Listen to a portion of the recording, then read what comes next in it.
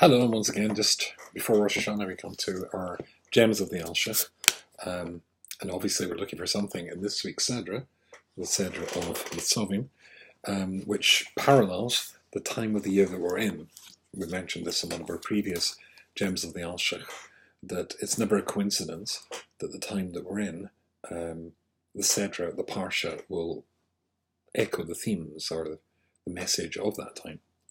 So let's turn to our Art Scroll Chumash, which is how we normally do this, and have a look to see what the Sedra is talking about. Parshas and Nitzavim, for those who like chapters, it's chapter 29 in Deuteronomy and Devarim, and it starts at Pasuk Tes, and it says, Atem Nitzavim hayam kulchem lifnei Hashem Elokechem.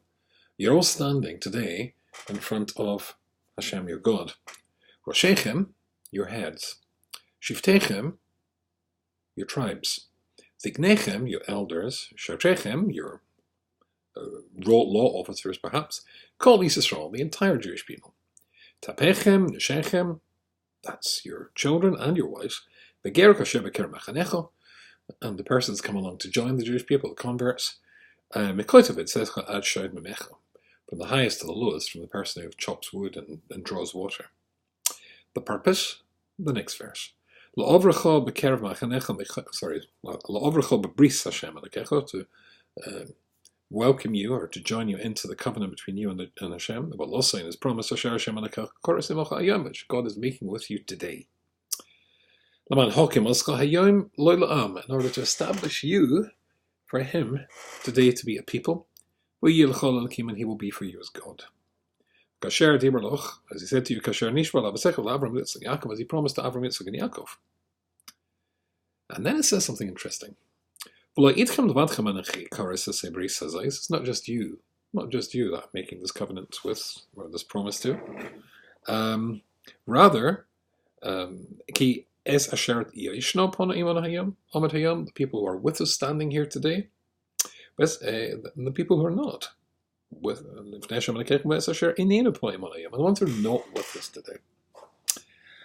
That various Mefarshim talk about it, that it's not just the generation who was there in previous times at that time that we're going to enter into this final covenant of Moshe's time in charge of us, but it was going to be the future generations as well. That is to say, I was there, and you were there as well. Each one, even though we didn't actually have a body to put this into these mitzvahs, this promise, this relationship into effect, we couldn't practice it, we couldn't pray, we couldn't do mitzvahs.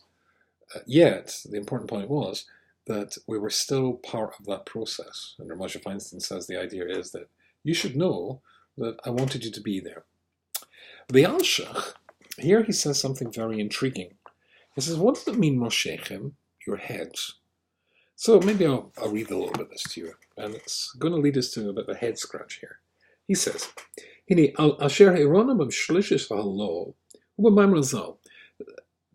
just quoted to you what the rabbis normally say, or the commentators normally say, which is not just that generation, but all future generations. But the Alshich says that's not what the medrash, the source of this teaching, comes from. What does it say there? It says, the ones who aren't here, that every single soul that was in the world from the time of Genesis, from the time of Bereshis, it was there. But that's not just the future generation, that's the past generations. Roshechem, says the Alshich, that's the heads of the Jewish people. The heads of the Jewish people, well, the head was Avram Avinu, the first Jew. And then Yitzchak, and then Yaakov. Shiftechem, your tribes, means the heads of the tribes, the founders of the tribe. Yehuda was there. And Yisachar and Zevulun and all the rest, Shimon and Levi. Well, the question really is, what were they doing there? Because, well, they died. They've gone. So, to answer that, I'm going to take you to a different sefer.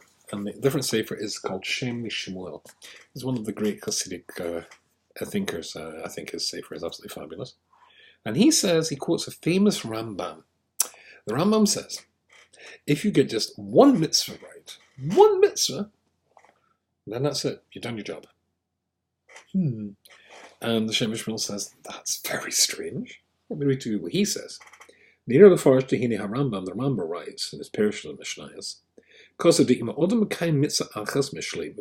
you just do one properly, one mitzvah you really do properly, scrupulously, sincerely, then harihu ben anobo, then you get to go to heaven. And then he comes on to say, that's why there are so many mitzvahs in the Torah. 613. Im yehu kol kach mitzvahs nokol yeh l'kol echad l'kol apokas she'aseh mitzvahs akas. Surely you'll get one right. That's just such a large choice, so you'll get one right and secure your olam haba, your heaven. L'kol echad l'kol apokas she'aseh mitzvahs akas karoi v'yoba azeh l'chayim haba. Because, but that's difficult, says the Shemishma. Hello, Ramach.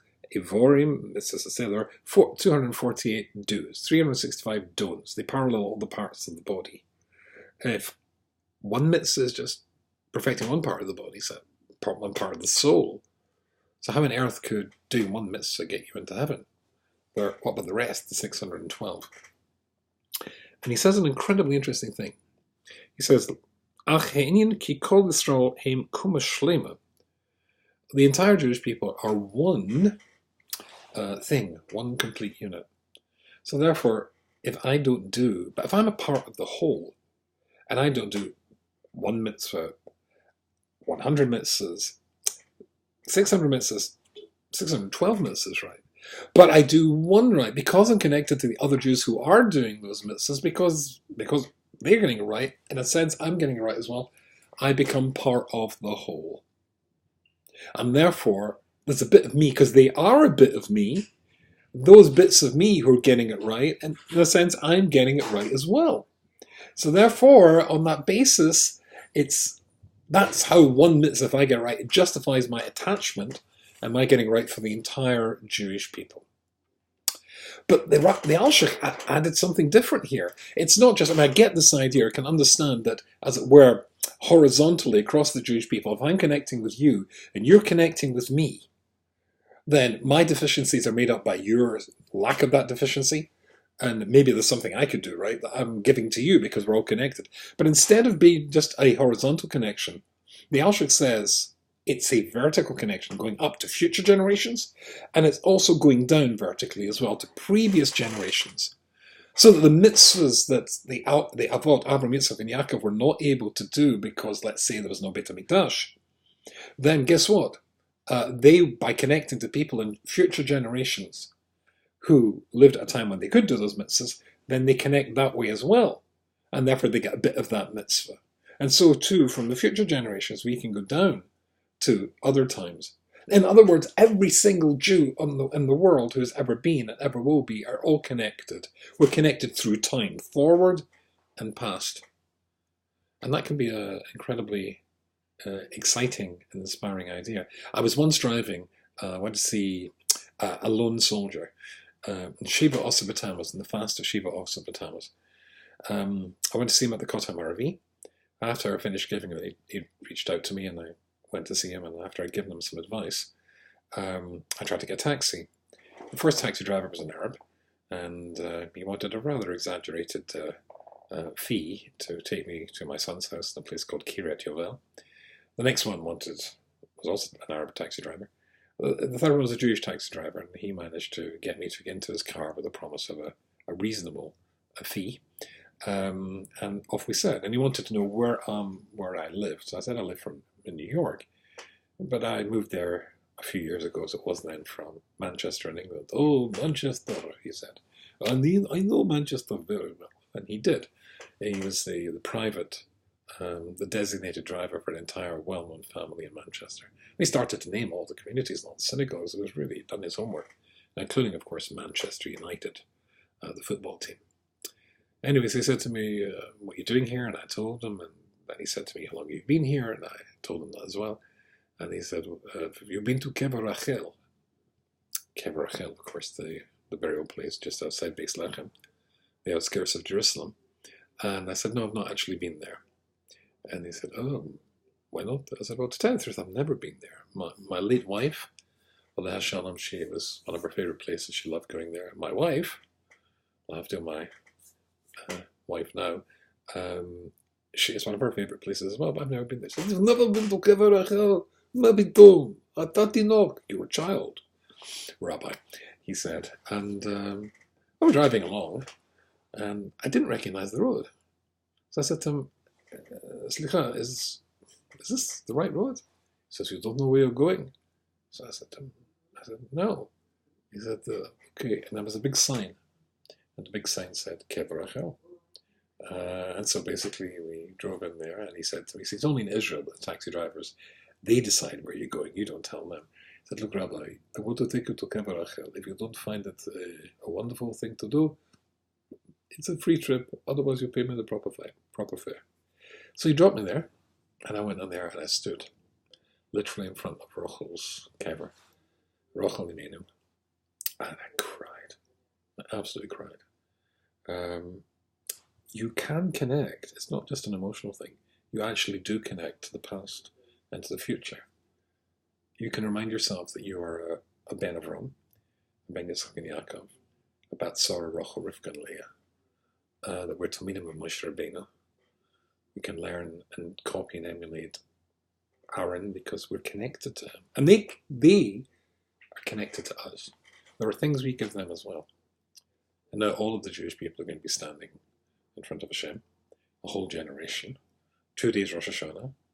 The first day Rosh HaShanna, says Rabbi Dester, is for you individually, for your judgment. The second day is for you as part of the whole, how you fit into the whole of Klal Yisrael. We should always daven in a minyan, say the Jewish books, because even if you're deficient, somebody in the minyan might be able to get your prayers up there. It's the same idea.